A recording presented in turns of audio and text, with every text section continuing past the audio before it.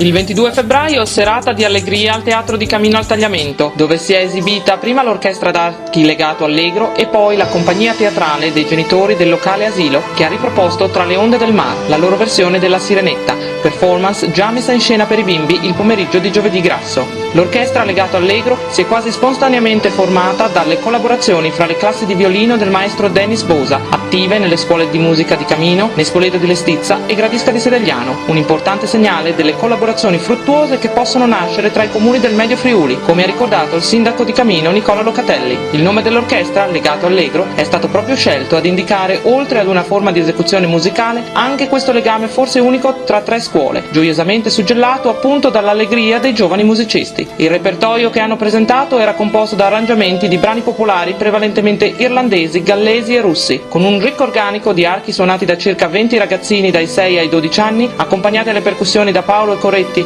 e al pianoforte da Carlo Riga. Il risultato finale, dice il maestro Bosa, è un coinvolgente ed accattivante fiore all'occhiello per le nostre scuole, che propongono scalette concertistiche sempre molto apprezzate, i cui protagonisti, ricordiamolo, sono per lo più i fanciulli. La performance dei genitori della scuola materna di Camino invece ha visto la partecipazione di oltre 20 genitori sul palco tra attori e comparse, oltre all'aiuto di quanti hanno creato scenografie e costumi e di chi si è adoperato per musiche, luci, proiettore e riprese. Questa serata è una tradizione che ormai si ripete ogni anno a Camino e che è molto apprezzata, come ha dimostrato il fatto che in teatro fosse difficile trovare un posto per sedersi. Per il Ponte News, Silvia Iacuzzi.